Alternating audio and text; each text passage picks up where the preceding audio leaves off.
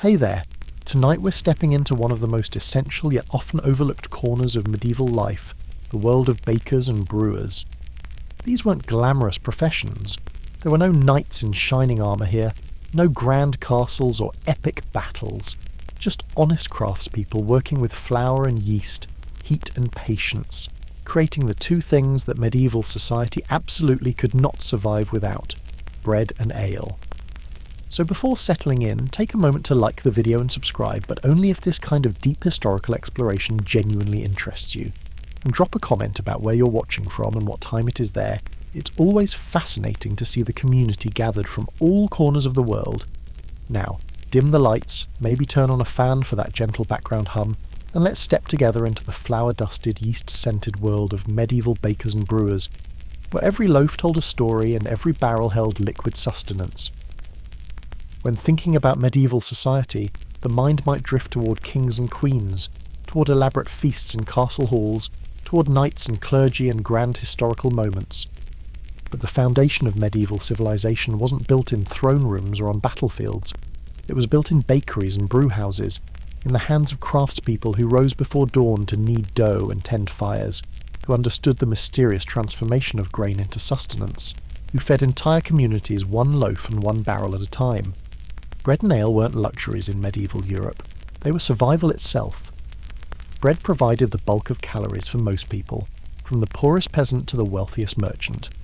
Ale offered not just refreshment, but also nutrition, and, crucially, a safer alternative to water that was often contaminated. Without bakers and brewers, medieval society would have collapsed within weeks. Yet these essential craftspeople occupied a complicated space in the social hierarchy. They were respected for their necessary skills, but also viewed with suspicion and distrust. They handled the community's most basic needs, which gave them power, but that same power made them targets for regulation, resentment, and sometimes outright hostility. They were simultaneously vital and vulnerable, essential and exploited. The life of a medieval baker or brewer was one of constant labour, beginning before most people woke and extending long after others had finished their workday. It was a life measured in batches and barrels, in rising dough and fermenting grain, in the endless cycle of production that could never stop because hunger never stopped, because thirst never stopped, because survival never stopped. Their workshops were places of transformation, where raw ingredients became finished products through processes that seemed almost magical to those who didn't understand them. The science of fermentation, of gluten development, of temperature control, all these were mysteries that bakers and brewers learned through apprenticeship and experience, passing down knowledge through generations in an unbroken chain stretching back centuries. These craftspeople developed intimate relationships with their materials. They learned to read flour by touch, to judge fermentation by smell, to know when dough had risen properly just by looking at it. Their hands carried the knowledge of countless loaves and barrels, their senses attuned to subtle variations that could mean the difference between success and failure. The rhythm of their work shaped not just their own lives, but the rhythm of entire communities. The smell of baking bread in the morning signalled the start of a new day. The sight of fresh loaves in the marketplace meant sustenance was available. The sound of barrels being loaded onto carts meant ale was flowing. These sensory markers structured medieval daily life in ways that modern people, accustomed to 24-hour supermarkets and instant availability, can barely comprehend. But this essential work came with challenges that went far beyond the physical demands of the craft. Bakers and brewers operated under constant scrutiny, from authorities who worried about fraud, from customers who suspected cheating, from competitors who might spread rumours, and from economic forces that could make their businesses precarious, despite the constant demand for their products. They navigated a world of strict regulations, guild requirements, quality standards, and legal penalties that could be harsh and unforgiving. A baker caught selling underweight loaves might face public humiliation or worse. A brewer producing substandard ale could lose their licence and livelihood. The margin between honest profit and perceived cheating was razor thin, and stepping over that line, whether intentionally or through honest mistake, could be catastrophic. Yet despite these pressures, medieval bakers and brewers persisted, generation after generation, maintaining the essential flow of bread and ale that kept medieval society functioning. Their stories, though rarely recorded in the grand chronicles of kings and battles, are fundamental to understanding how medieval people actually lived, what they ate and drank, how they survived, and what made their world possible. Tonight, we'll explore this forgotten world in detail, from the pre-dawn routine of the baker's apprentice to the careful monitoring of fermenting ale, from the politics of the Baker's Guild to the domestic brewing that happened in countless medieval households. We'll discover why bread was called the staff of life and ale the liquid bread, why these craftspeople were simultaneously essential and mistrusted, and how their work shaped medieval society in ways both obvious and subtle. This is a story of flour and yeast, of ovens and barrels, of early mornings and constant vigilance, of honest labour and perpetual suspicion, of feeding communities and surviving regulations, of craft knowledge passed down through generations and the fundamental human need for daily bread and drink. This is the forgotten world of medieval bakers and brewers, and it begins, as their workdays always did, in the darkness before dawn. The baker's day began when most of medieval society still slept soundly in their beds, in that deep darkness before even a hint of dawn touched the horizon. While the rest of the community dreamed, the baker was already moving through the cold morning air, lighting fires, assessing flour supplies, and beginning the long process of transforming grain into the bread that would feed the village or town for another day. This early start wasn't optional or a sign of particular dedication, it was absolute necessity. Bread took hours to produce properly, and customers expected fresh loaves to be available by the time they began their own workdays. Missing that window meant angry customers, lost sales, and damaged reputation. The baker who slept late was a baker who wouldn't remain in business very long. The first task was always the fire. Medieval ovens, massive structures of brick or stone, required substantial time to reach proper baking temperature. The baker would arrive at the bakehouse to find the oven cold from the previous day's shutdown, its interior dark and dormant. Building the fire was an art in itself, requiring the right wood, proper arrangement and patient tending. Different woods burned at different temperatures and produced different flavours in the bread. Oak was prized for its steady, hot burn. Beech provided good heat with pleasant smoke. Pine and other resinous woods were generally avoided because their smoke could impart unpleasant flavours. The baker needed substantial quantities of fuel, making wood supply a constant concern and significant expense. The fire would be built directly on the oven floor, filling the baking chamber with flames. For the next hour or more, the baker would feed this fire, allowing the heat to penetrate deep into the brick or stone, transforming the oven into a massive heat reservoir. The baker learned to judge temperature not with thermometers, which didn't exist, but through experience, watching how quickly straw ignited when tossed inside, observing the colour of the oven interior, even holding a hand near the opening to feel the radiating heat. While the oven heated, the baker turned attention to the dough. In most bakeries, dough had been set to rise the previous evening, a slow overnight fermentation that developed flavour and texture. This dough, resting in large wooden troughs or basins, would have expanded substantially during the night, transforming from dense mixture into an airy, living mass ready for shaping. Working the dough was physically demanding. Medieval loaves were often large, sometimes weighing several pounds each, and producing dozens or even hundreds of loaves meant handling massive quantities of dough. The baker's arms, shoulders, and back bore the constant strain of kneading, shaping, and moving heavy loads. This physical toll marked bakers visibly, their bodies shaped by years of this demanding labour. The shaping process required skill developed through years of practice. Each type of bread had its traditional form, round loaves, elongated shapes, special designs for different purposes or customers. The baker's hands moved with practiced efficiency, dividing the risen dough into portions, shaping each piece with quick, sure movements, placing the formed loaves on wooden peels, long-handled paddles used for transferring bread in and out of the hot oven. Some loaves received special marks, cuts or stamps that identified them by type, indicated the baker who made them, or simply allowed steam to escape during baking. These marks became signatures, ways for customers to identify the work of particular bakers, and bakers took pride in their distinctive patterns. As dawn approached and the oven reached proper temperature, the baker would sweep out the accumulated ashen coals, leaving the oven chamber clean and ready. The residual heat trapped in the massive brick or stone structure would maintain baking temperature for hours, allowing multiple batches to be baked throughout the morning. Loading the oven required speed and precision. The baker would slide the peel into the hot chamber, tipping it deftly to deposit the raw loaf onto the oven floor, then withdraw it quickly to avoid losing too much heat. Loaf after loaf would go in, filling the oven to capacity, each positioned carefully to allow proper heat circulation. Then came the waiting. Bread couldn't be rushed. The loaves needed time in the oven's heat, time for the interior to cook through, for the crust to develop, for the transformation from raw dough to finished bread to complete. The baker would monitor the process, watching for signs of proper baking, adjusting oven conditions if needed, timing the bake with the practiced judgment that came from years of experience. The smell of baking bread would begin to fill the bakehouse, that distinctive aroma that signalled morning to the entire community. As the scent drifted through the streets, it announced that the baker was at work, that fresh bread was forthcoming, that another day of sustenance was being prepared. When the loaves reached proper doneness, the baker would begin the delicate process of removal. Using the peel, each loaf would be pulled from the oven, its crust golden brown, its interior properly cooked, and transferred to cooling racks.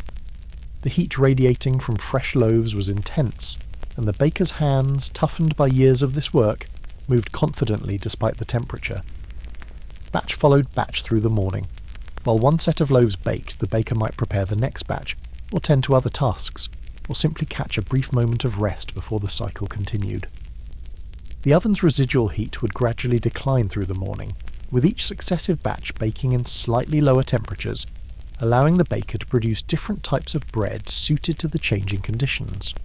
By the time most of the community was beginning their workday, the baker had already completed several hours of intensive labour. The bakehouse would be filled with cooling loaves, their crusts singing, making those small ticking sounds as the crust contracted, a sound that experienced bakers listened to as confirmation of proper baking. The shop would open, customers would arrive, and the morning's labour would be exchanged for the coins or barter goods that kept the bakery operating. But even as sales proceeded, the baker's mind was already planning the afternoon and evening's work, calculating flour needs, considering the next day's production, maintaining the endless cycle that defined this profession. This pre-dawn world of the baker was largely invisible to most of medieval society. People saw the finished loaves, warm and ready, and took them for granted as simply being available. Few appreciated the hours of dark morning labour, the physical toll, the careful judgment, and the unbroken chain of production that made their daily bread possible. The baker's apprentices, young boys or girls learning the trade, experienced this pre-dawn world most acutely. They would be roused from sleep while darkness still reigned, stumbling into the cold bakehouse to begin their own tasks, hauling water, carrying fuel, cleaning tools, learning through observation, and gradually increasing participation the skills they would need to eventually become bakers themselves. The apprentice's life was hard, filled with menial tasks and long hours, but it represented opportunity. Learning a craft like baking meant eventual economic security, the possibility of guild membership, perhaps even ownership of a bakery. So the apprentices endured the early mornings, the burns from hot ovens, the exhaustion of constant labour, knowing that this was their path toward a future livelihood. The master baker, meanwhile, carried the weight of responsibility. Every loaf represented not just income but also reputation. Poor quality bread would drive away customers. Underweight loaves could bring legal troubles. Shortages meant lost sales and disappointed patrons. The baker lived with constant pressure to maintain quality, consistency, and adequate supply, all while managing costs, dealing with regulations, and somehow making enough profit to support a household. Seasonal variations added another layer of complexity to this pre-dawn work. Summer mornings brought heat that made the bakehouse almost unbearable, with the oven's tremendous heat combining with warm ambient temperatures to create conditions that tested human endurance. Winter mornings meant arriving in bitter cold, with fingers numb and breath visible, making the early tasks even more challenging until the oven's heat began to warm the workspace. The relationship between baker and oven was intimate and essential. Each oven had its own personality, heating unevenly in certain spots, maintaining temperature differently, responding uniquely to various conditions. The baker learned these quirks through constant use, developing an instinctive understanding of how to work with the specific oven at hand. Maintaining the oven was continuous work. The intense heat caused gradual deterioration of the brick and mortar. Cracks would develop, requiring repair. The oven floor would wear down from constant use, needing periodic resurfacing. Neglecting these maintenance tasks could lead to oven failure, a catastrophe for any baker since building or major repair of an oven was expensive and time-consuming.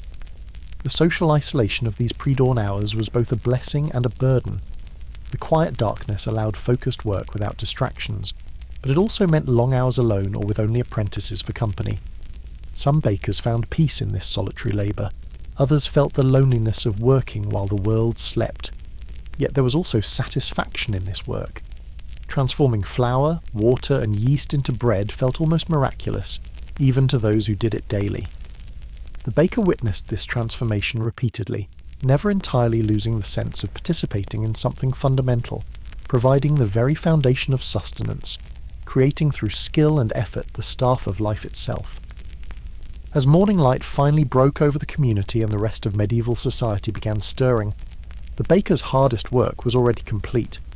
The day would continue with sales, with preparing for the next day, with the endless tasks of running a bakery, but the essential creative labour, the transformation of grain into bread, had happened in those dark pre-dawn hours when only the baker was awake to witness it. This pattern repeated every day without exception throughout the baker's working life. There were no days off, no sleeping late, no postponing the work. The community needed bread daily, and the baker provided it day after day, year after year, in an unbroken chain of production that stretched back through generations and would continue forward through generations yet to come. Bread held a position in medieval society that went far beyond simple nutrition.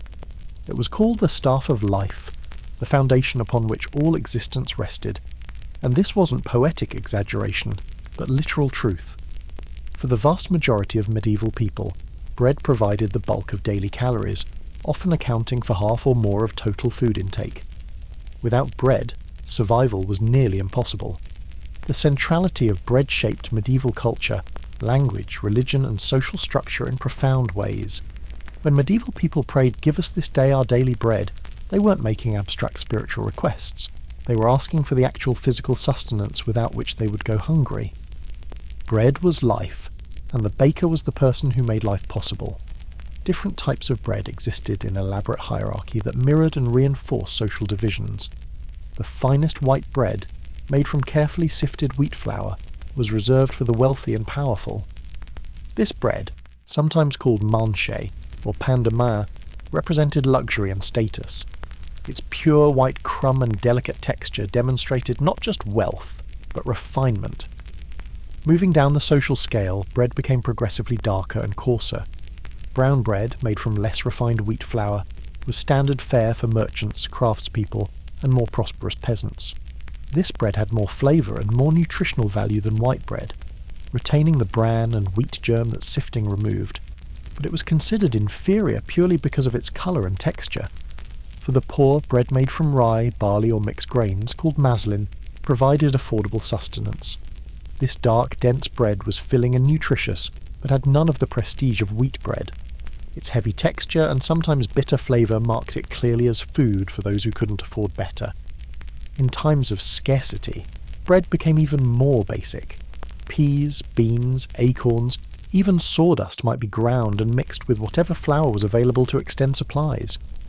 These desperate breads sustained life but barely, and their poor quality reminded everyone of how close medieval society always was to genuine famine. The size and weight of loaves were subjects of intense regulation and concern.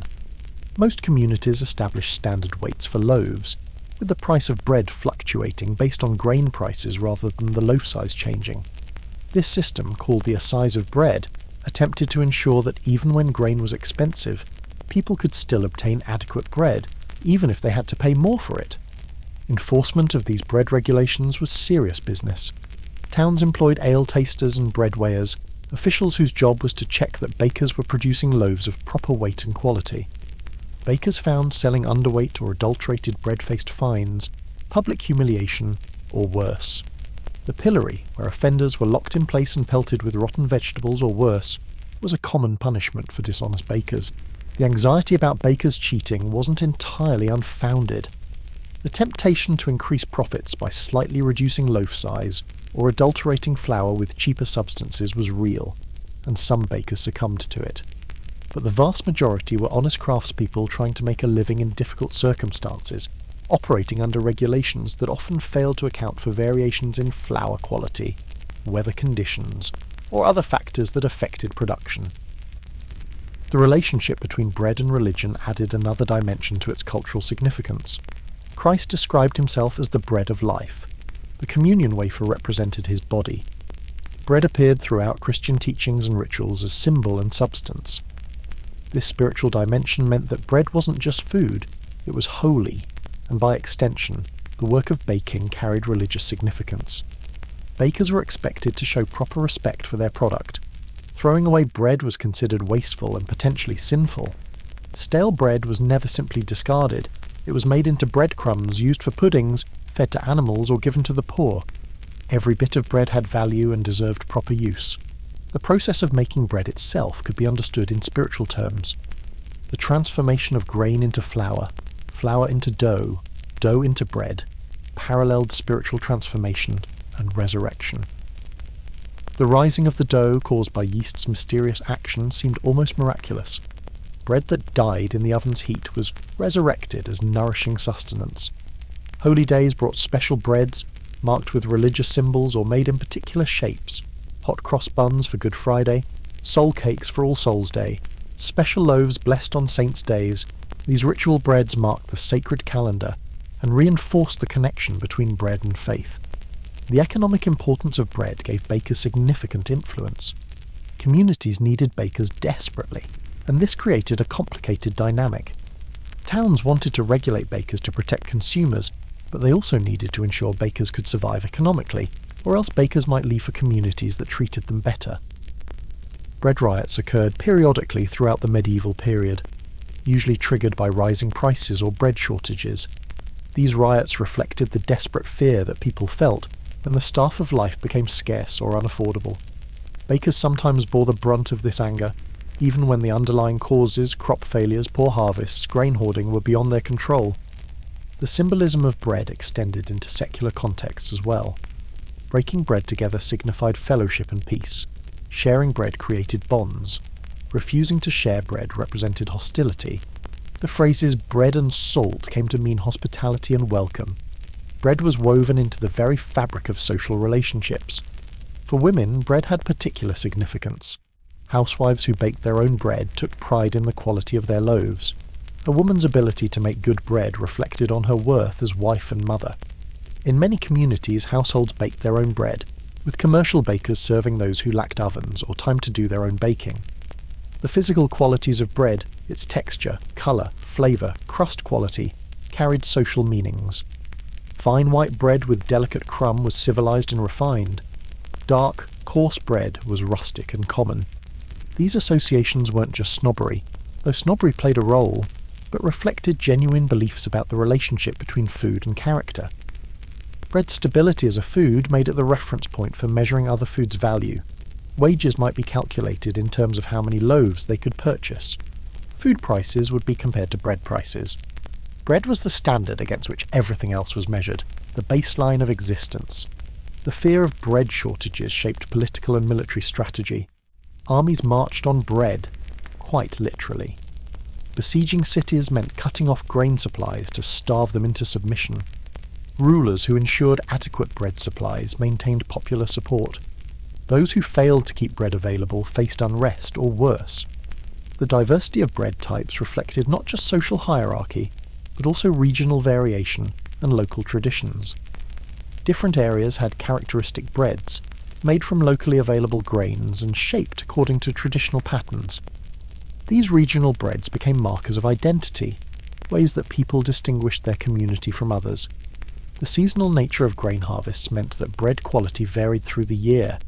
Bread made from newly harvested grain, fresh and flavourful, contrasted sharply with bread made from old grain at the end of winter, when supplies were running low and quality had deteriorated. Medieval people understood and accepted these variations as natural rhythms of life. The skills required to judge bread quality were widespread. Most medieval people had eaten enough bread throughout their lives to recognise good from poor quality. They could assess a loaf by sight, touch, smell and taste, knowing immediately whether it met proper standards. This widespread expertise made cheating difficult because customers would quickly notice problems. Yet despite this knowledge, many people still relied on bakers rather than baking at home. The work involved, the fuel required, the skill necessary, and the time demanded made commercial baking practical for many households. Paying for bread meant freeing time for other necessary work, a reasonable trade-off in societies where labour was valuable. The social status of bread also meant that what people ate revealed their social position. Someone seen eating fine white bread claimed status and wealth. Someone eating coarse bread advertised poverty or modest means. This visible distinction meant that bread consumption was never just about nutrition, but also about displaying and reinforcing social hierarchies. Children learned from earliest age the importance of bread, the need to respect it, never to waste it, to be grateful for it. Stories and songs reinforced these lessons. Prayers before meals specifically mentioned bread. The centrality of bread in culture and consciousness began in childhood and continued throughout life. The future security represented by bread made grain storage a critical concern. Families who could afford it would buy grain when it was cheap after harvest, storing it for use through the year. This practice required adequate storage space, protection from moisture and pests, and enough capital to purchase in bulk. Those who couldn't afford to store grain paid higher prices when buying small quantities as needed. The magical and folkloric associations of bread added another layer to its cultural importance. Bread could ward off evil, bread thrown at newlyweds brought fertility, bread placed in cradles protected infants. These folk beliefs existed alongside and intertwined with Christian teachings, creating a complex web of meaning surrounding this essential food. In the end, bread's position as the staff of life was earned through its absolute essentiality. Everything else in medieval diet was secondary, supplementary, almost optional. But bread was the foundation. Without it, nothing else mattered. Understanding medieval society requires understanding this fundamental fact about the centrality of bread. And understanding bread requires understanding the bakers who produced it, the craftspeople whose work was literally the foundation of civilization.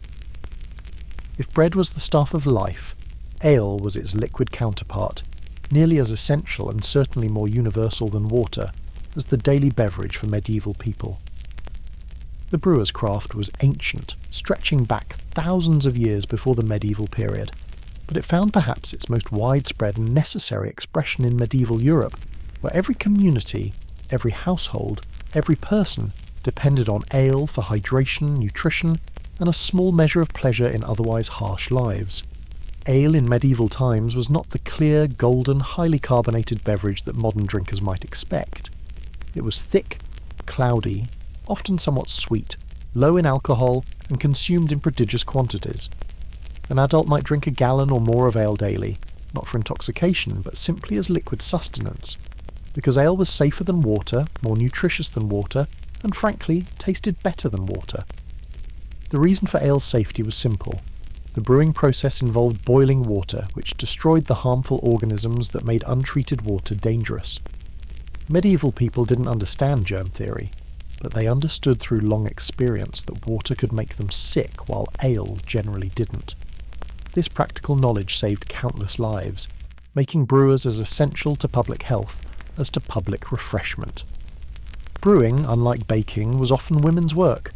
In many communities, most households brewed their own ale, with the wife or female servants managing this task alongside their other domestic responsibilities. These household brewers, called alewives, produced ale for their families and often sold surplus to neighbours, creating a distributed brewing economy where production happened in many small locations, rather than centralised commercial operations. Commercial brewing did exist, of course. Taverns and inns brewed ale for their customers. Professional brewers produced larger quantities for wholesale distribution. These commercial brewers were increasingly male as the medieval period progressed, with brewing gradually transitioning from primarily female household task to increasingly male-dominated profession, though this transition was slow and never complete during the medieval period. The brewing process began with grain, usually barley but sometimes wheat, rye, or oats, depending on availability and local tradition. This grain needed to be malted, a process of controlled germination followed by drying that converted the grain's starches into fermentable sugars. Malting was skilled work, requiring careful control of moisture, temperature, and timing. The maltster would soak grain in water until it began to sprout, then spread it on a malting floor to germinate. The sprouting activated enzymes that broke down the grain starches. At just the right moment, the germination would be stopped by drying the grain in a kiln. The degree of drying affected the final flavour of the ale, with longer, hotter drying producing darker, more strongly flavoured malts. Once malted, the grain would be ground or crushed, creating a coarse meal called grist. This grist would be mixed with hot water in a large vessel called a mash tun, creating a porridge-like mixture. The hot water extracted sugars from the grain, producing a sweet liquid called wort. This extraction process, called mashing, required careful attention to temperature and timing to maximise sugar extraction. After mashing, the liquid wort would be separated from the spent grain. This was done by allowing the grain to settle and then draining the liquid through a filter, often made from straw or other plant material. The first runnings produced the strongest, sweetest wort. Additional hot water might be poured through the grain to extract remaining sugars, producing weaker subsequent runnings. The wort would then be boiled, a crucial step that concentrated the sugars, sterilised the liquid, and developed flavour. During the boil, herbs might be added for flavour and preservation. Before hops became standard, medieval brewers used a mixture of herbs called groot, which might include yarrow, bog myrtle, heather, and various other plants. These herbs added flavour, bitterness, and preservative qualities. Hops began appearing in European brewing during the later medieval period, gradually replacing groot. Hops provided superior preservative qualities and a clean, bitter flavour that became characteristic of beer. The distinction between ale and beer was originally that ale was unhopped while beer contained hops, though this distinction later blurred. After boiling, the wort needed to cool to a temperature suitable for yeast. This cooling had to happen quickly to prevent contamination by unwanted microorganisms. The cooled wort would be transferred to fermentation vessels, large barrels or vats where the magic of fermentation would occur. Yeast, though not understood as a living organism during most of the medieval period, was recognised as essential. Brewers maintained yeast cultures, skimming the foam from one batch of fermenting ale and using it to start the next batch. This yeast was precious, treated with care, sometimes given special names, and considered one of the brewer's most valuable assets. Once yeast was added, fermentation began within hours. The surface of the ale would become covered with a thick, foamy head as yeast consumed sugars and produced alcohol and carbon dioxide. This active fermentation lasted several days, with the brewer monitoring the process, skimming foam, checking progress, ensuring proper temperature. After the vigorous fermentation subsided, the ale would be transferred to barrels for storage and distribution. Medieval ale didn't last long, typically going sour within a few days to perhaps a week. This short shelf life meant that brewing was a constant activity. There was no making a batch and storing it for months. Fresh ale needed to be continuously produced, creating a cycle of perpetual labour. The strength of ale varied considerably. Small ale or small beer was weak, around 1 or 2% alcohol, suitable for children and morning drinking. Common ale was somewhat stronger, 3 to 4% alcohol, the standard daily beverage. Strong ale, less common and more expensive, might reach 6 to 8% alcohol and was reserved for special occasions or wealthier customers. The quality of ale was judged by multiple criteria. It should be clear or pleasantly cloudy, not muddy. It should taste fresh, not sour. It should have appropriate sweetness balanced with bitterness. It should smell pleasant, not of spoilage. And crucially, it should be properly alcoholic, showing evidence that fermentation had occurred successfully. Ale provided significant nutrition beyond just hydration. The residual sugars, the B vitamins from yeast, the small amount of protein remaining from grain, all these contributed to making ale a genuine food as much as a beverage. People spoke of eating ale as much as drinking it, recognition that it was sustenance, not just refreshment. The communal aspects of ale consumption were important. Ale was shared, bringing people together. Alehouse culture, with its socialising and conversation, played significant roles in community cohesion. The brewer provided not just beverage but also social space, gathering places where people could escape domestic confines and interact with neighbours. Regulations governing ale production were extensive and strictly enforced. Ale tasters, officials appointed by towns to check ale quality and proper pricing, had authority to enter any brewing establishment and test the products. Brewers found selling poor ale or overcharging faced fines and public humiliation. The office of ale taster was often rotated among respectable citizens, ensuring community oversight of this essential product. The assize of ale, like the assize of bread, set standards for pricing and quality. These regulations attempted to balance brewers' need for reasonable profit against consumers' need for affordable, safe beverage. The balance was delicate and contentious, with frequent disputes about what constituted fair practice. The equipment required for brewing represented significant investment. Large kettles for boiling, mash tuns for extraction, barrels for fermentation and storage, measures and ladles, all these had to be acquired and maintained. Starting a brewing operation required capital that put commercial brewing out of reach for many, though household brewing remained accessible because it could be done with simpler, smaller equipment. The fuel needed for brewing was substantial. Boiling large quantities of liquid demanded lots of wood or other fuel. In areas where fuel was expensive or scarce, this increased brewing costs significantly. Some communities had regulations about when brewing could occur to manage fuel supplies or fire risks. The water supply for brewing needed to be adequate and consistent. Brewers in towns often located near wells or streams to ensure water access. The quality of water affected the quality of ale, with mineral content and purity both playing roles. Some areas became known for particularly good brewing water, giving their brewers advantages. Seasonality affected brewing in complex ways. Summer heat made fermentation difficult to control, and ale spoiled more quickly. Winter cold could slow fermentation undesirably. Spring and fall were considered optimal brewing seasons, when temperatures were moderate and control was easier. Yet demand for ale was constant, so brewing had to continue year-round despite seasonal challenges. The smells of brewing were powerful and distinctive. The sweet aroma of malting grain, the rich scent of boiling wort, the yeasty smell of active fermentation, all these marked breweries and brewing households. These smells became associated with sustenance and community, familiar sensory markers of necessary work. The physical labour of brewing was demanding, lifting and moving heavy sacks of grain, hauling water, stirring large batches of mash, managing hot liquids, moving full barrels, all required strength and stamina. Brewers developed powerful arms and backs from this constant work, their bodies shaped by their craft. The knowledge required for successful brewing went far beyond simply following a recipe. Brewers needed to understand how different grains behaved, how to judge water quality, how to maintain yeast cultures, how to control fermentation, how to recognize problems and correct them. This knowledge came through experience, through apprenticeship, through the accumulated wisdom of generations. The relationship between brewing and medicine was close.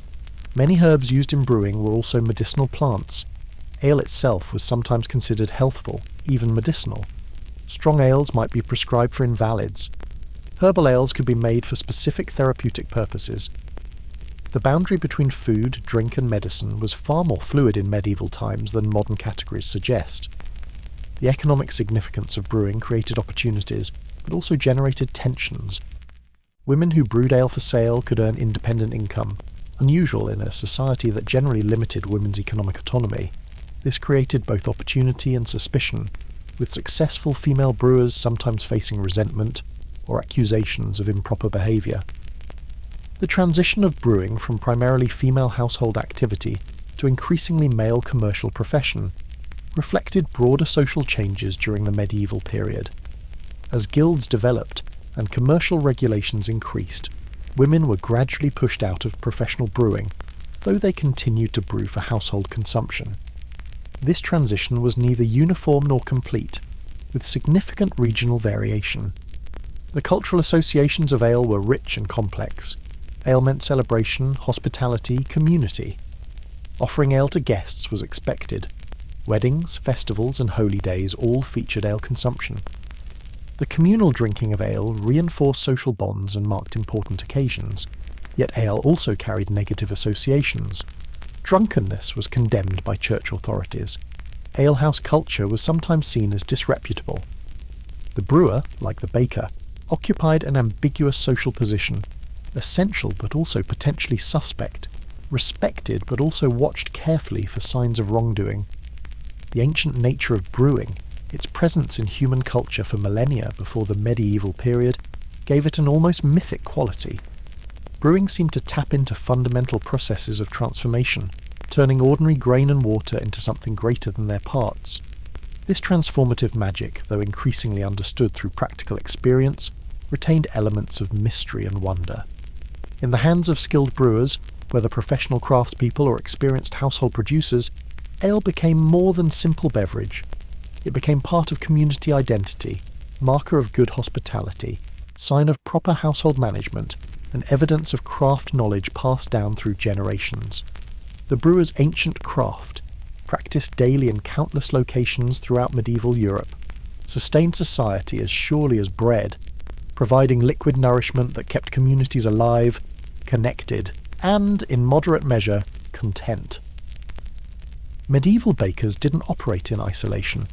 They existed within elaborate structures of guilds, confraternities, and craft organisations that regulated their trade, protected their interests, provided mutual support, and enforced standards that shaped how bread was produced and sold throughout medieval society. These organisations were central to understanding how medieval baking actually functioned, and how bakers understood their role in the world. Guilds emerged during the medieval period as craftspeople organised themselves for mutual benefit and collective action. Bakers' guilds appeared in most towns of any size, with membership often being mandatory for anyone wanting to sell bread commercially. These guilds wielded considerable power, setting standards, regulating competition, controlling training, and representing bakers' interests to town authorities. Entry into the Bakers' Guild was carefully controlled through apprenticeship, a system where young people, usually boys, though sometimes girls, would be bound to master bakers for terms lasting 7 years or more.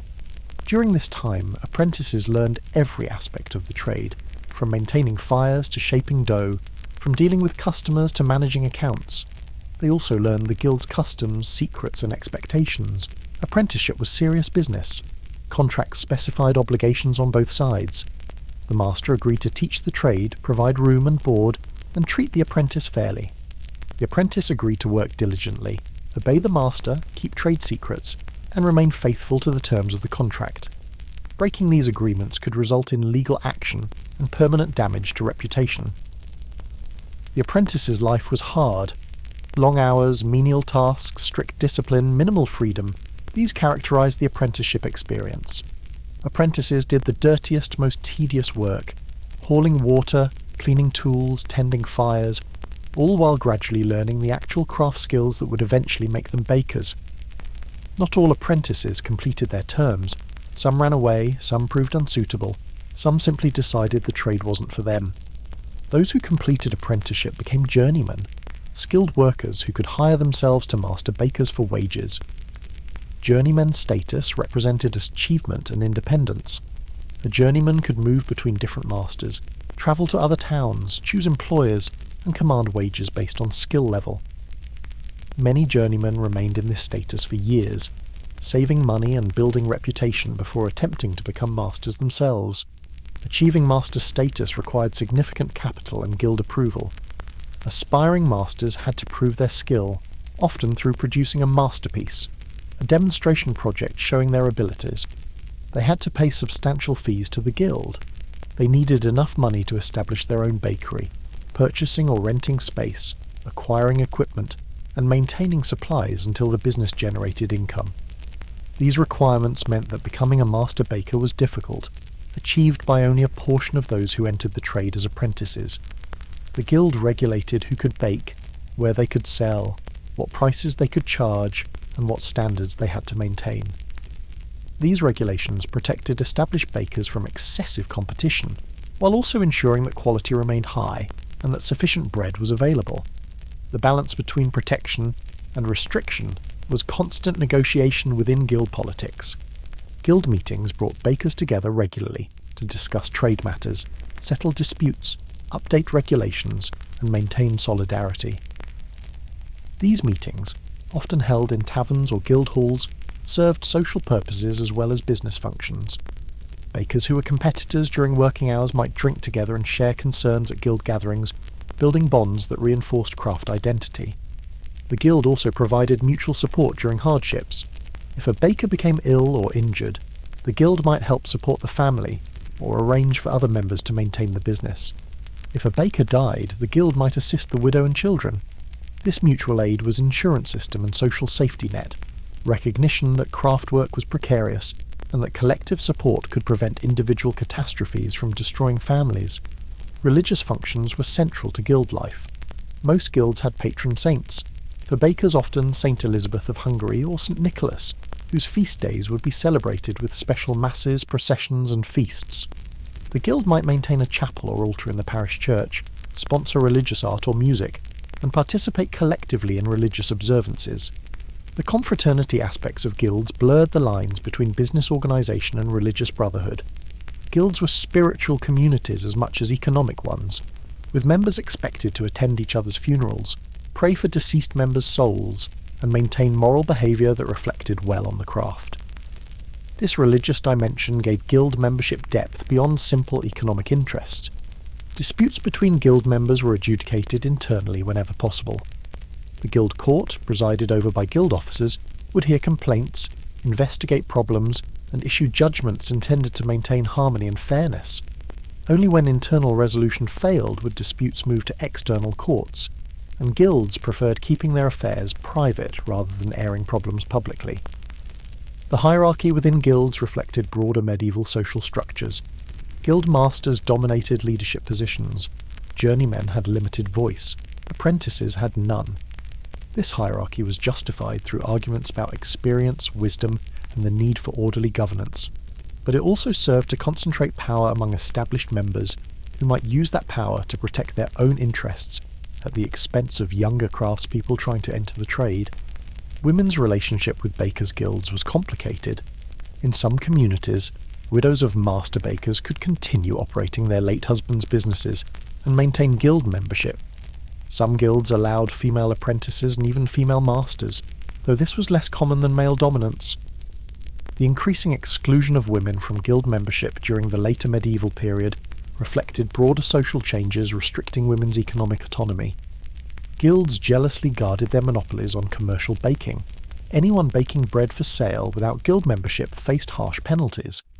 This monopoly power generated resentment from consumers and town authorities who worried that guilds might exploit their position, but guilds argued that regulations and standards could only be enforced through membership requirements that ensured all bakers followed the rules. The training provided through apprenticeship created remarkably consistent skill levels.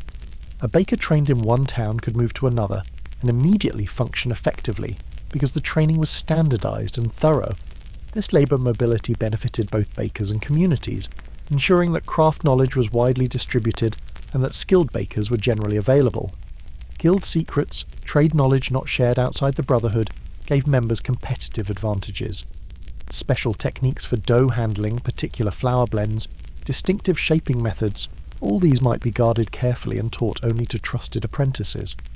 This secret knowledge created mystique around the craft, while also providing real benefits to those who possessed it. The social identity provided by guild membership was significant. Being a master baker meant belonging to a respected craft, having a defined place in society, and possessing skills that commanded respect. The guild reinforced this identity through its symbols, ceremonies, and collective presence in community life. Guild politics could be intense. Elections for guild offices, disputes over regulations, conflicts between factions, all these created drama that occasionally erupted into open conflict. These political struggles reflected genuine disagreements about how the craft should be organised and what rules should govern practice, with different bakers having different interests depending on their situation. The relationship between guilds and town governments was complex and sometimes contentious. Towns wanted cheap, plentiful, high-quality bread for their residents. Guilds wanted to protect members' economic interests and maintain craft standards.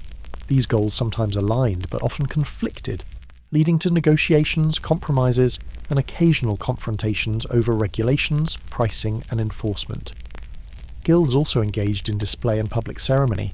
processions on feast days, participation in civic events, public charity. All these demonstrated the guild's importance and solidarity. These public performances reinforced the guild's status while also fulfilling social obligations to the broader community. The charitable work of guilds was substantial. Donations to the poor, support for hospitals, funding for religious institutions, all these flowed from guild treasuries. This charity served multiple purposes: genuine religious devotion, social obligation, public relations, and demonstration of collective prosperity. The guild's role in maintaining standards was crucial. Regular inspections of member bakeries ensured equipment was adequate and practices were sound. Spot checks of bread weight and quality kept members honest. The threat of guild discipline, ranging from fines to expulsion, provided strong incentive to maintain proper standards. Training standards enforced through guilds meant that medieval bakers were genuinely skilled craftspeople. The years of apprenticeship produced thorough knowledge of the craft.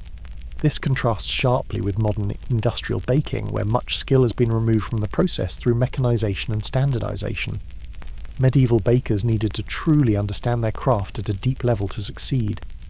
The solidarity fostered by guilds could be powerful.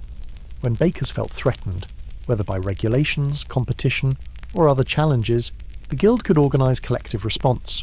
Work stoppages, petitions, negotiations, all these tactics were available to guilds representing their members' interests. Yet guild solidarity had limits. The economic reality that guild members were also competitors created tensions that could override collective identity.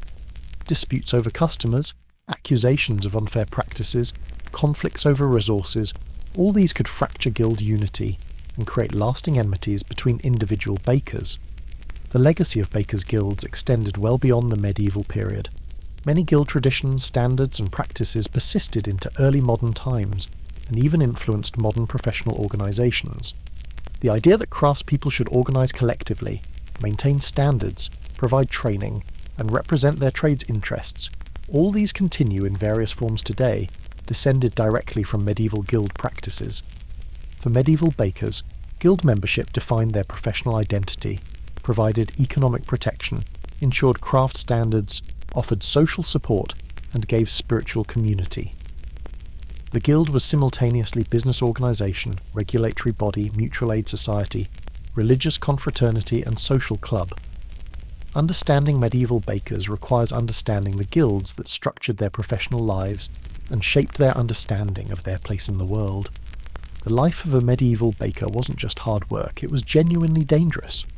The combination of open flames, confined spaces, physical labour, and the constant pressure to produce under challenging conditions created an environment where accidents were common, injuries frequent, and long-term health problems virtually inevitable. The baker's body bore the permanent marks of the craft, visible testaments to the price paid for providing daily bread. Burns were the most obvious and frequent injury. Working around ovens that could reach temperatures of 400 to 500 degrees or higher meant constant exposure to intense heat. A moment's inattention, a slip while loading bread, contact with hot oven walls, all could result in serious burns. The baker's hands and forearms often carried scars from countless minor burns accumulated over years, a permanent record of close encounters with fire. Serious burns were devastating. Without modern medical treatment, infected burns could be fatal. Even when they healed, severe burns left disfiguring scars and sometimes permanent loss of function. A baker who lost the use of a hand might be unable to continue working, facing economic ruin on top of physical suffering. The constant risk of burns created perpetual anxiety that became part of the psychological landscape of the profession. The heat itself, even without direct burns, took a tremendous toll. Working for hours in the intense heat radiating from ovens, especially during summer, pushed human endurance to limits. Heat exhaustion, dehydration, and chronic heat exposure created health problems that accumulated over a baker's working life. The stereotype of the baker being red-faced and sweating had basis in reality. The job was literally hot and demanding in ways that broke down the body over time. Smoke inhalation was another chronic problem. Medieval ovens produced substantial smoke, particularly during the initial firing when wet wood might be used or during routine operation. This smoke, inhaled day after day, year after year, damaged lungs and airways. Many bakers developed chronic coughs, breathing problems and respiratory diseases that shortened their lives even if they survived other hazards of the profession. The physical labour of baking caused cumulative damage to the body. Lifting heavy sacks of flour, mixing and kneading large quantities of dough, moving loaded bread peels in and out of hot ovens, all these activities strained muscles, joints and bones. Back problems were nearly universal among long-time bakers. Knee and shoulder problems were common. The repetitive motions and heavy loads wore down the body in ways that became increasingly painful with age. Flour dust created its own health hazards. The fine particles produced during sifting and handling flour became airborne, inhaled with every breath. This constant exposure to flour dust could cause a condition now known as baker's asthma, a chronic respiratory problem that made breathing difficult and worsened over time. Medieval bakers had no protection against this dust, no masks or ventilation systems, just constant exposure that damaged lungs inexorably. The hours demanded by baking meant chronic sleep deprivation. Starting work well before dawn and continuing through the day left insufficient time for adequate rest. This ongoing exhaustion weakened the body, impaired judgment, and made accidents more likely. A tired baker was a vulnerable baker, more likely to make mistakes that could result in injury or damaged products. Falls were a constant risk. Bakehouse floors, dusty with flour and sometimes slick with spilled water or dough, were slippery. A fall might result in minor bruises or could cause serious injury, particularly if the baker fell near the oven or onto equipment. Broken bones, head injuries and other trauma from falls added to the catalogue of baker's hazards. The heat and exertion also increased the risk of heart problems and strokes. The physical stress of constant heavy labour in hot conditions put tremendous strain on the cardiovascular system. Medieval medicine had no understanding of heart disease or ability to treat it, meaning that bakers who suffered heart attacks or strokes rarely survived. The tools of the trade carried their own dangers. The long-handled peels used to load and unload ovens could cause injuries if mishandled. The sharp knives used for slashing bread tops could cut the baker as easily as the dough. Even basic tools like scrapers and brushes could cause injuries in the hands of tired, distracted workers. Fire was the ultimate danger, the threat that could destroy not just health, but life, livelihood, and property in moments. Bakehouse fires could start from many sources: overheated ovens, stray embers, fuel stored too close to flames, accidents during oven loading. Once started, fire could spread with terrifying speed through buildings constructed largely of wood and filled with flammable materials like flour and fuel. A major bakehouse fire could destroy the entire establishment, leaving the baker facing financial ruin. If the fire spread to neighbouring buildings, the baker might be held liable for the damage, facing lawsuits or criminal charges. The fear of fire was ever present, motivating constant vigilance but never entirely preventable, given the nature of the work. Pest problems created additional challenges. Rats and mice were attracted to the flour and grain stored in bakehouses. These pests could contaminate supplies, causing economic loss and potential health hazards. They could also damage structures by gnawing through wood. Controlling pests was an ongoing battle that could never be completely won. The baker's mark, the distinctive stamp or slash pattern placed on loaves, served practical purposes, but also symbolically represented the baker's identity and reputation. Each baker had a characteristic mark that identified their bread. This mark was registered with guild authorities and legally protected. Using another baker's mark was fraud, punishable severely. These marks allowed customers to identify bread from their preferred baker and authorities, to track bread back to its producer if problems arose. If a loaf was found to be underweight or poor quality, the mark revealed who was responsible.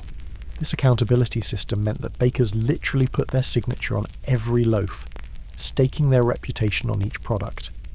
The marks also served spiritual functions. Some bakers incorporated crosses or religious symbols into their marks, sanctifying their bread and seeking divine protection for their work. These religious marks reflected the theological significance of bread, and the baker's desire to align their labour with holy purposes. The social stigma associated with baking added psychological burdens to the physical dangers. Despite their essential role, bakers were often viewed with suspicion. The common belief that bakers regularly cheated customers created a presumption of guilt that honest bakers constantly had to overcome. This social distrust added stress to already demanding work. The pressure to maintain consistent quality despite varying conditions created constant anxiety. Flour quality varied by season and source. Weather affected dough behaviour. Fuel quality influenced oven performance. Yet customers expected bread to be consistently good regardless of these variables. Managing all these factors while meeting production demands required skill and generated significant stress. Economic pressures added to health risks. Bakers who couldn't maintain production faced financial problems. This created incentives to work even when ill or injured, to push through pain and exhaustion, to take risks that might otherwise be avoided. The choice between protecting health and maintaining livelihood was often no choice at all, with economic survival demanding that bakers work through conditions that modern occupational health standards would consider unacceptable. The cumulative effect of these dangers meant that few bakers worked into old age. The profession took such physical toll that many bakers were forced to retire while relatively young, their bodies broken down by years of demanding labour. Those who did continue working into later life often did so with significant physical limitations and chronic health problems that made even basic tasks difficult. For apprentices, witnessing these dangers was part of their education. Seeing the master's scarred hands, watching senior journeymen struggle with chronic coughs or back pain, observing the constant vigilance required to avoid injury, all these lessons taught young bakers that their chosen profession demanded more than skill. It demanded sacrifice of physical well-being. Yet despite these dangers, people continued entering the baking profession, accepting the risks as the price of economic security and craft identity. The appeal of guaranteed demand, the pride of producing essential food, the structure provided by guild membership, and the simple fact that other professions had their own different dangers, all these factors motivated people to become bakers even knowing the toll the work would exact. The community's need for bread meant that bakers, despite the dangers they faced, had to continue working. There were no days off for recovery, no extended rest periods to allow injuries to heal properly. The daily demand for bread drove bakers back to work even when they should have been recuperating, perpetuating the cycle of injury and insufficient recovery that characterized the profession. Modern occupational health and safety regulations designed to protect workers from dangers exactly like those faced by medieval bakers represent hard-won progress that medieval workers could barely imagine. The right to work in reasonably safe conditions, to have protective equipment, to receive medical treatment for work-related injuries, all these were completely absent in medieval times. Bakers simply endured the dangers as unavoidable aspects of their profession, finding what comfort they could in the knowledge that their sacrifice provided the bread that fed their communities, one dangerous day at a time. Among the brewers of medieval Europe, alewives, women who produced and sold ale, held a distinctive and complicated position. These women, whether brewing as household task or running commercial operations, were essential to community sustenance, yet also frequent targets of suspicion, regulation, and moral condemnation that reflected broader anxieties about women's economic autonomy and social roles. Brewing was one of the few economic activities where women could legitimately earn independent income. A widow might support herself and her children through brewing. A wife might supplement household income with ale sales. An unmarried woman might establish independent livelihood through her brewing skills. This economic opportunity was valuable in a society that generally limited women's earning capacity, but it also generated anxiety among those who believed women should remain economically dependent on men. The work of brewing was demanding, requiring strength, endurance, and skill. Lifting heavy grain sacks, stirring large batches of mash, moving full barrels, all these tasks tested physical capabilities. Yet women managed these demands, often while also handling other household responsibilities. The image of the alewife as capable, strong, and independent was both reality and source of discomfort for those who preferred women to be weak and dependent. The alewife's home, where brewing typically occurred, became a commercial space, blurring the boundaries between domestic and public spheres. Customers might come to the house to purchase ale, turning the home into a de facto tavern. This mixing of household and commercial space challenged conventional ideas about proper domestic arrangements, and women's roles within them. The signs that alewives used to advertise their wares became iconic, A pole or ale stake topped with a bundle of greenery, often ivy or holly, would be displayed outside the house to signal that fresh ale was available. This simple advertising method was effective, but also marked the household as a place of commerce, potentially attracting unwanted attention or disreputable customers. The quality of ale produced by alewives varied tremendously. Some alewives were highly skilled brewers who produced excellent ale and built strong reputations. Others were less skilled or less scrupulous, producing inferior products that reinforced negative stereotypes. As with male bakers, the actions of the worst practitioners coloured perceptions of the entire group. Regulations governing ale production applied equally to men and women, but enforcement sometimes seemed harsher for women. Alewives were frequently prosecuted for selling underweight measures, charging excessive prices, or producing poor quality ale. Whether this represented actual higher rates of violation or discriminatory enforcement is unclear, but the historical record shows that alewives appeared in court frequently for ale-related offences. The alewife became a stock character in medieval literature and moral teachings, usually portrayed negatively. She was depicted as dishonest, using false measures and adulterating her product. She was shown as sexually promiscuous, her business serving as front for immorality. She was painted as a scold and gossip, disrupting community harmony. These stereotypes had minimal basis in reality, but were repeated so often that they shaped public perception. The connection between brewing and tavern keeping further complicated the alewife's reputation. Women who sold ale often provided space for customers to drink on premises. These informal taverns became social spaces where people gathered, conversed, and sometimes engaged in activities deemed inappropriate. The alewife, as proprietor of this space, was associated with whatever occurred there, whether she had any control over it or not. Religious authorities were particularly critical of alewives. Moral teachings warned against women working in trades that brought them into contact with multiple men, arguing that such interactions created opportunities for immorality. The tavern, even if just a corner of a private home, was seen as a dangerous social space where proper behavioural norms might break down.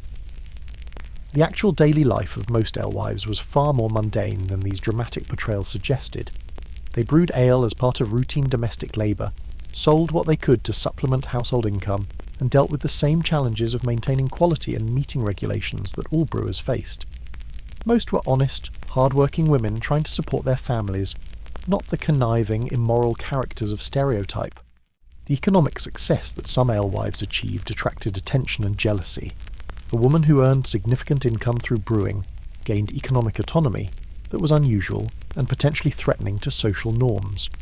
This success could be interpreted as evidence of dishonesty, the logic being that no woman could earn so much through honest means, reflecting assumptions about women's proper economic role. The widow's position as alewife was particularly complex. On one hand, society recognised that widows needed to support themselves, and brewing was acceptable means to do so. On the other hand, a widow operating independently without male supervision or control challenged patriarchal assumptions. The widow alewife was simultaneously pitied and suspected, her economic necessity acknowledged, but her autonomy viewed uneasily.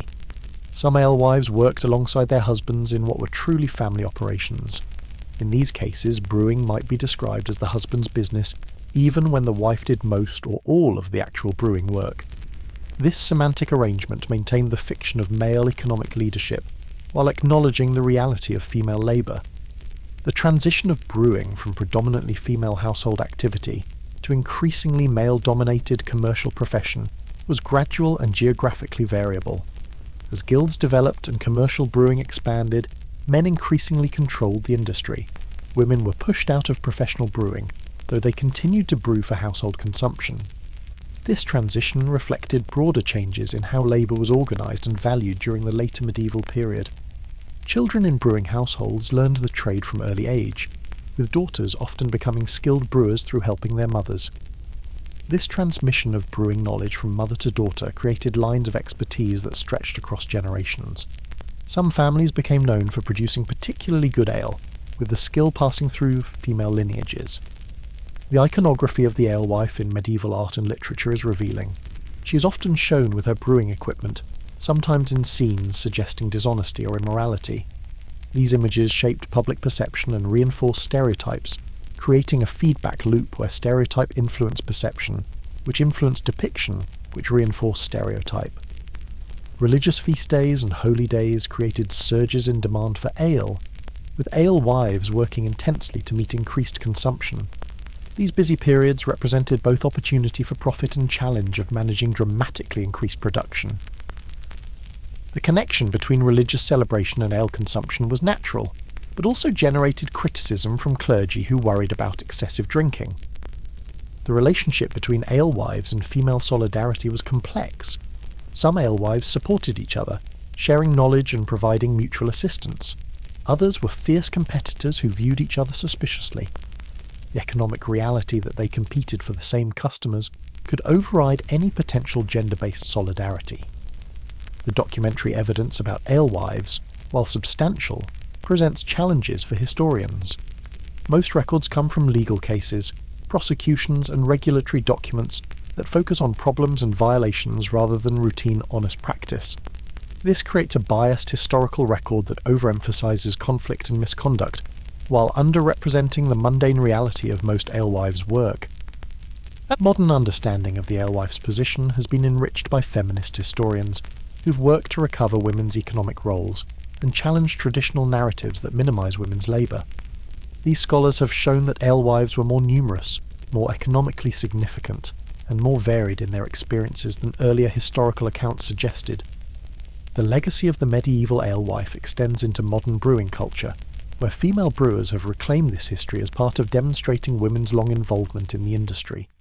Contemporary craft brewing has seen increased participation by women, often explicitly connecting their work to the tradition of historical alewives and challenging the male-dominated character of modern commercial brewing.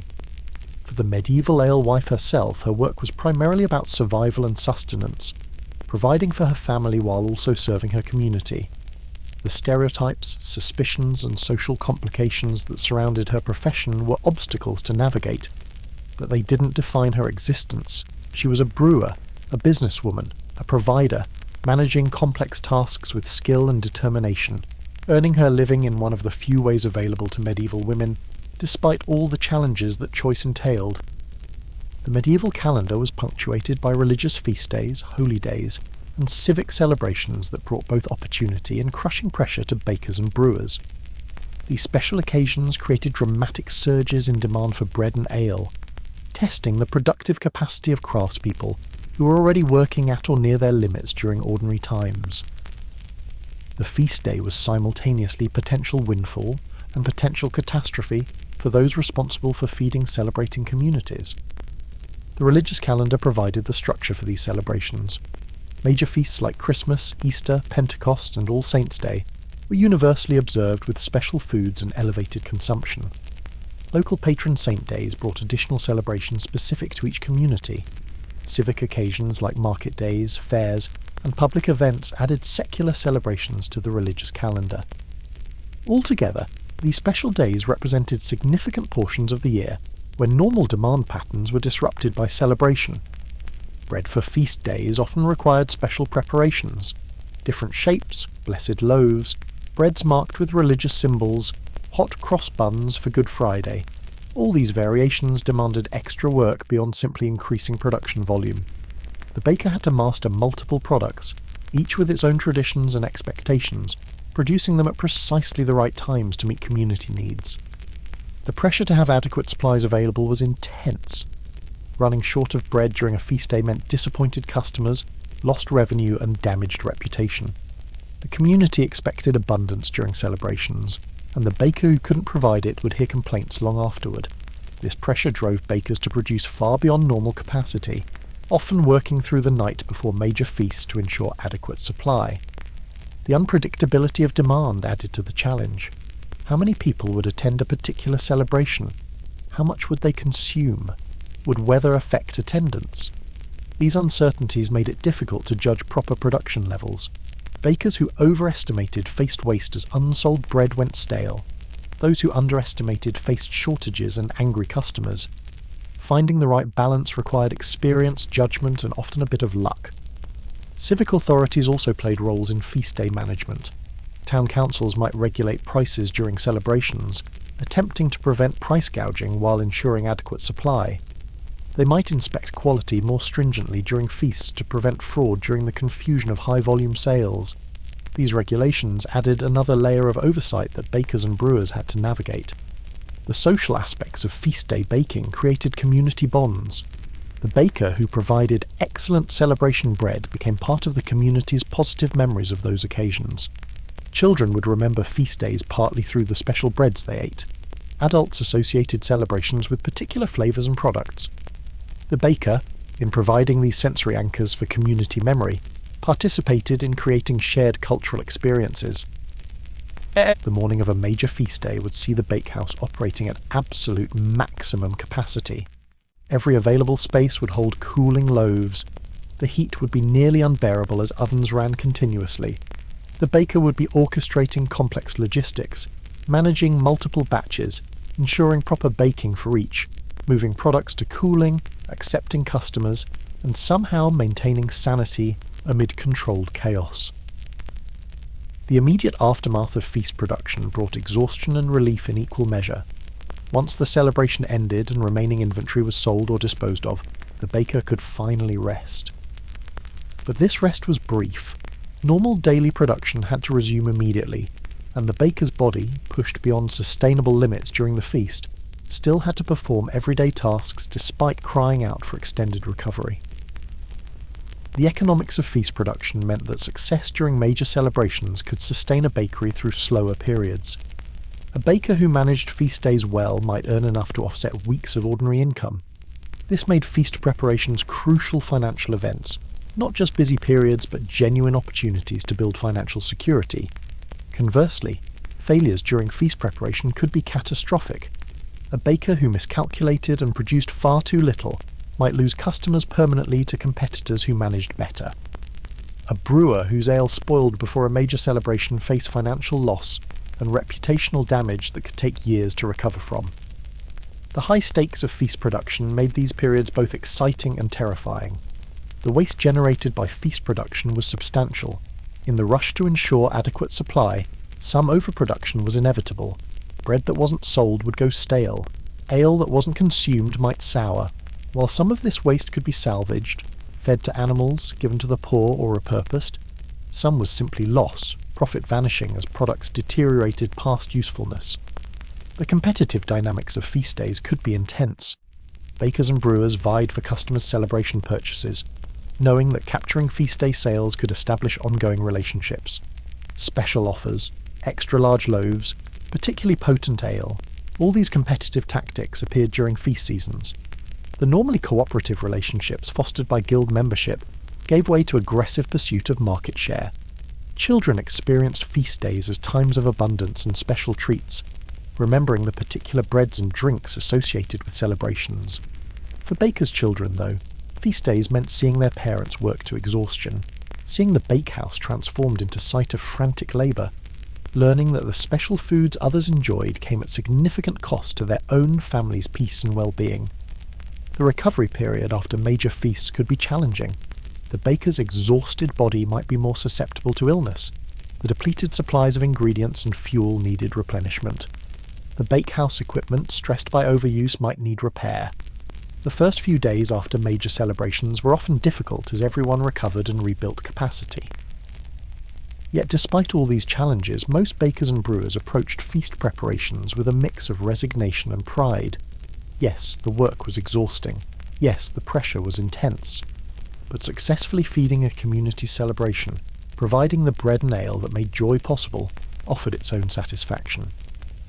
The feast day reminded craftspeople of their essential role in community life, of the fact that their labour wasn't just economic activity but genuine service that made social and religious life possible. The tradition of feast day baking connected medieval bakers to ancient predecessors and future successors in an unbroken chain of craftspeople, marking human celebrations with special foods. This historical continuity gave meaning to the exhausting labour, situating individual bakers within a tradition larger than themselves, participants in rituals that had sustained communities for generations and would continue long after they were gone. As dawn broke after a major feast day, with the last customers served and the bakehouse finally quiet, The baker might allow themselves a moment of satisfaction. They had done it again. The community had been fed. The celebration had succeeded, and tomorrow, after brief rest, the cycle would begin again, ordinary bread for ordinary days, until the next feast arrived to test once more the baker's capacity to provide sustenance for a community's joy. Medieval bakers and brewers achieved remarkable consistency and quality in their products, despite having no understanding of the scientific principles that made their crafts work. They didn't know about yeast as living organisms, had no concept of gluten development, couldn't measure temperature precisely, and operated without any of the theoretical knowledge that modern food scientists take for granted. Yet, through careful observation, accumulated experience, and faithfully transmitted traditional knowledge, they mastered processes that modern science has only recently fully explained.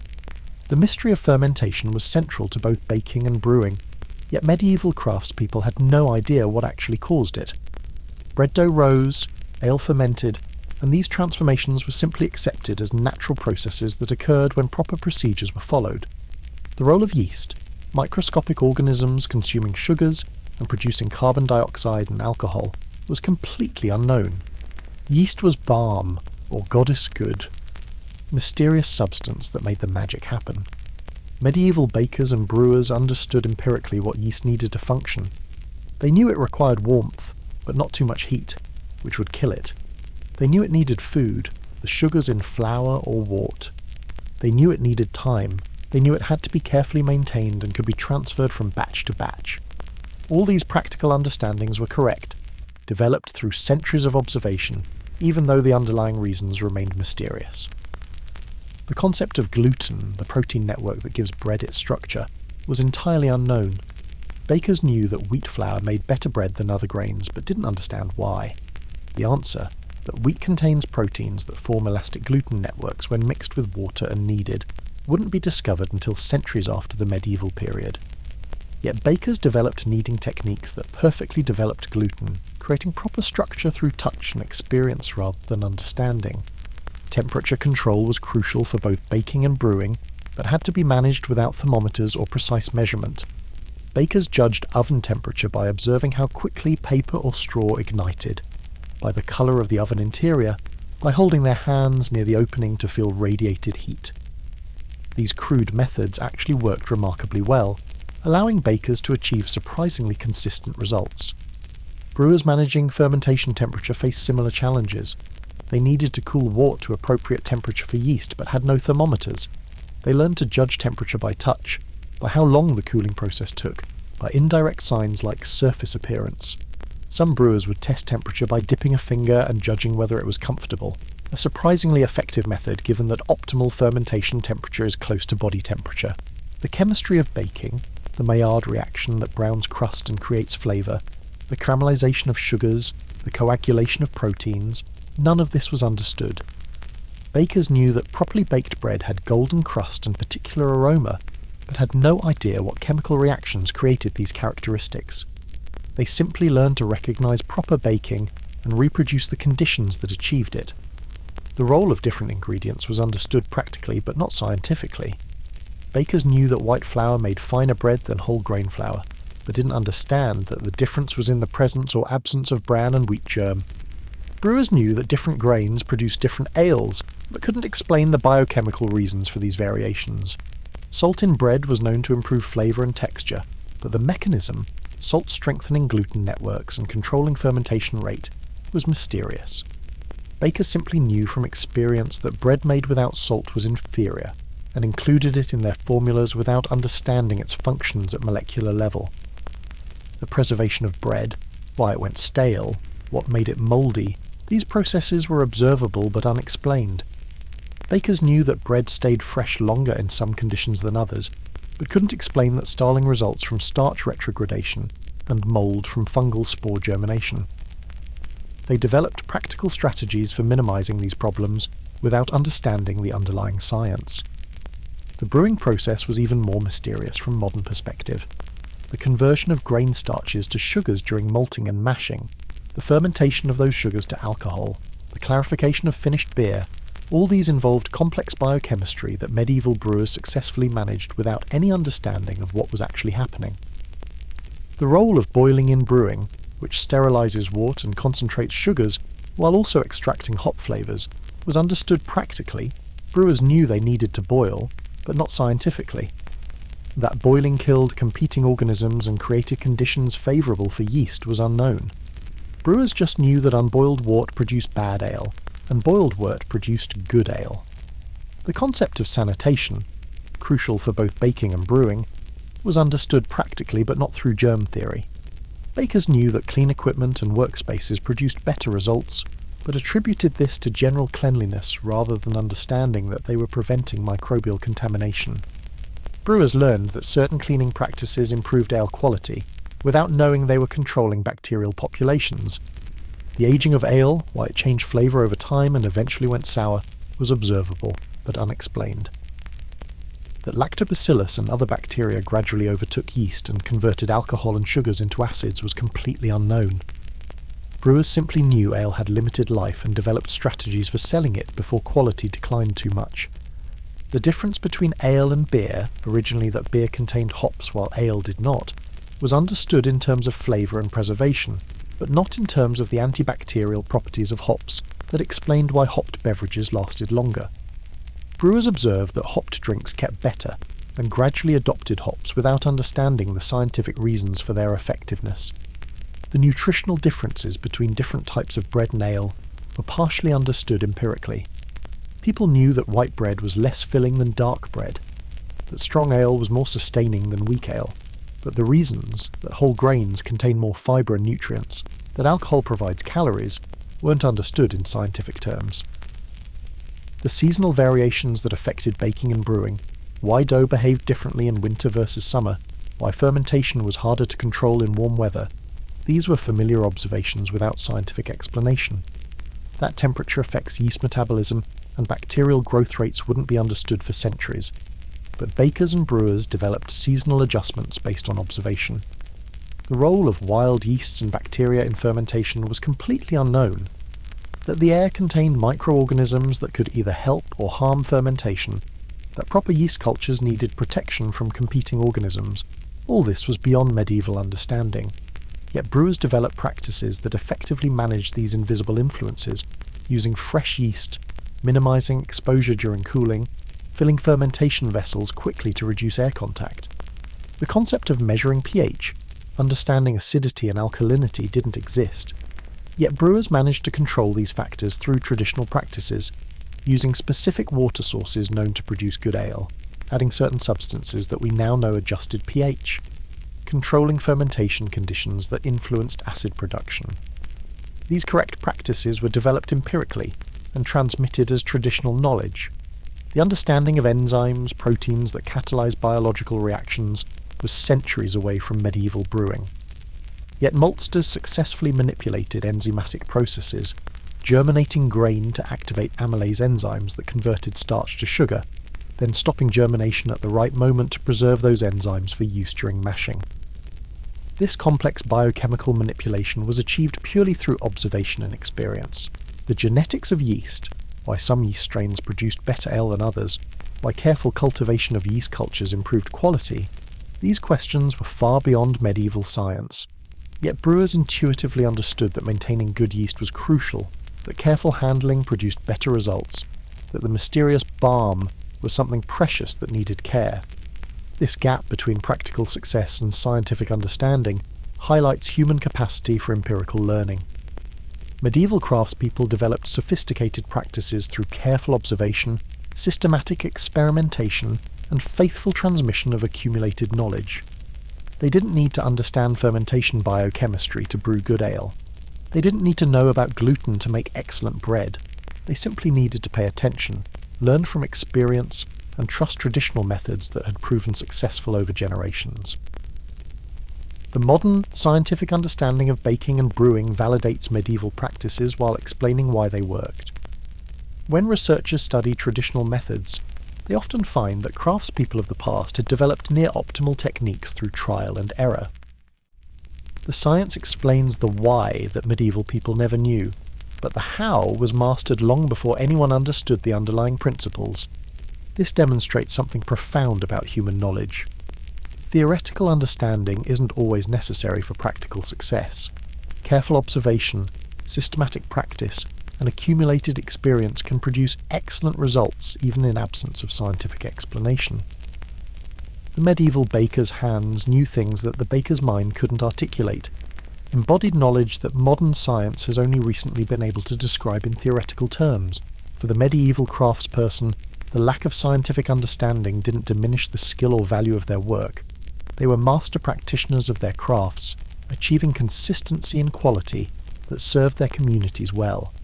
The magic of transformation, grain becoming bread, wort becoming ale, remained magical precisely because it wasn't fully explained, a daily miracle that the baker and brewer facilitated through their careful labour, connecting the ordinary and the extraordinary in every loaf and every barrel they produced.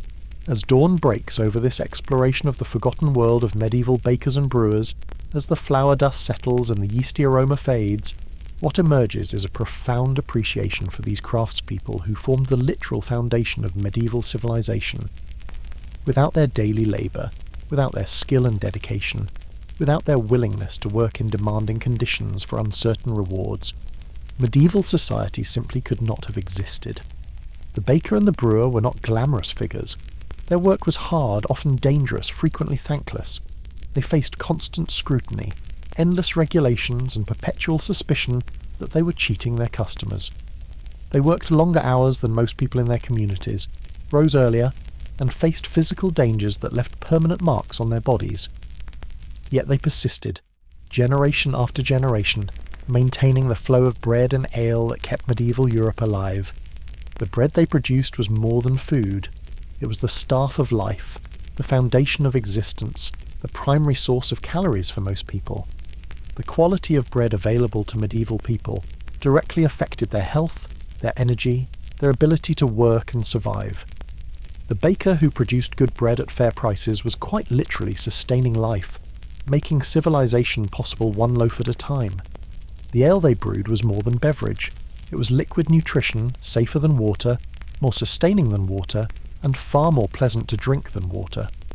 The brewer who produced good ale at reasonable prices was promoting health and well-being, providing hydration and sustenance that kept communities functioning. The importance of this work cannot be overstated. Yet the social position of these essential craftspeople was complicated and often uncomfortable. They were needed desperately but trusted reluctantly. Their work was valued, but they were viewed with suspicion.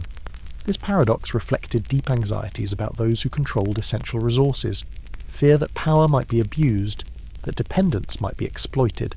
The regulations, quality standards, price controls, and constant oversight that governed baking and brewing reflected these anxieties, but also demonstrated something else: the recognition that bread and ale were too important to leave to pure market forces. Medieval authorities understood that everyone needed bread and ale, that these weren't optional luxuries but absolute necessities, and that ensuring adequate supply at reasonable prices was a legitimate concern of government. The guild structures that organised bakers and confraternities that brought together brewers represented medieval attempts to balance competing interests: the craftspeople's need for reasonable income, the consumer's need for affordable products, the authorities' need for adequate supply and proper standards. These institutions, despite their limitations and inequalities, provided frameworks for managing these competing needs, creating systems that generally worked, keeping bread and ale flowing despite constant tensions. The study of medieval bakers and brewers offers lessons that extend beyond historical curiosity. It reminds us that essential work, the labour that sustains daily life, deserves respect even when it isn't glamorous. It demonstrates that skill can exist without formal education, that practical knowledge has genuine value, that craftspeople contribute to civilization in fundamental ways. It shows how economic organisation, social relationships, and cultural meanings intertwine around basic human needs. For the medieval person, the baker and brewer were familiar figures, seen regularly, known personally, trusted despite suspicions, relied upon absolutely. The relationship might not have been warm, but it was essential. The baker who had provided bread for decades, the brewer whose ale had sustained celebrations and ordinary days alike, these people were woven into the fabric of community life in ways that modern commercial relationships rarely achieve. As the sun rises over the medieval world we've explored together, as the baker's oven cools and the brewer's barrels rest, the enduring truth remains clear. These craftspeople, neither celebrated nor wealthy, neither powerful nor privileged, were absolutely essential. They were the foundation upon which everything else rested, the providers of daily bread and drink without which nothing else mattered. Their forgotten world deserves remembrance not because it was perfect, it wasn't, but because it was real, and because it sustained millions of people through centuries of human history. The medieval baker, rising before dawn to light fires and mix dough, the medieval brewer, carefully monitoring fermentation and managing supplies. These individuals gave their time, their labour, their health, and their lives to feeding their communities. In remembering them, in understanding their work and their world, we honour not just historical figures but the fundamental human activities of transforming grain into sustenance, of applying skill to serve others, of doing necessary work despite difficulty and danger.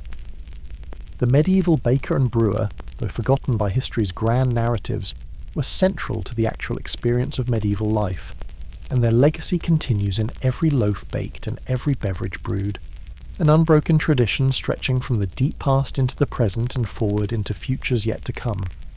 Their story is ultimately about human resilience, creativity and dedication. It's about ordinary people doing extraordinary work, about skill developed through practice, about knowledge passed down through generations, about the dignity of essential labour. It's about the fact that civilization rests not on the shoulders of kings and warriors, but on the flour-dusted hands of bakers and the ale-stained aprons of brewers, craftspeople whose work sustained the world while themselves remaining largely invisible. As we step back from this forgotten world, returning to modern comforts and conveniences, perhaps there will be a moment of recognition and gratitude. Every time bread appears on a table, every time a beverage is poured, the distant echo of medieval bakers and brewers resonates, their ancient labours continuing to inform and enable the present. They are forgotten, but their work is immortal, their necessity eternal, their contribution fundamental to everything that came after them. The medieval baker and brewer taught us that essential work has dignity, that skill deserves respect, that feeding communities is noble labour worthy of remembrance. In a world increasingly disconnected from the origins of food and drink, their story reminds us that these necessities come from human hands, human effort, human knowledge, and human sacrifice. That lesson, learned in flour and yeast, in fire and fermentation, in the forgotten world of medieval craftspeople, remains as relevant today as it was centuries ago, a timeless truth about the foundations of human civilization.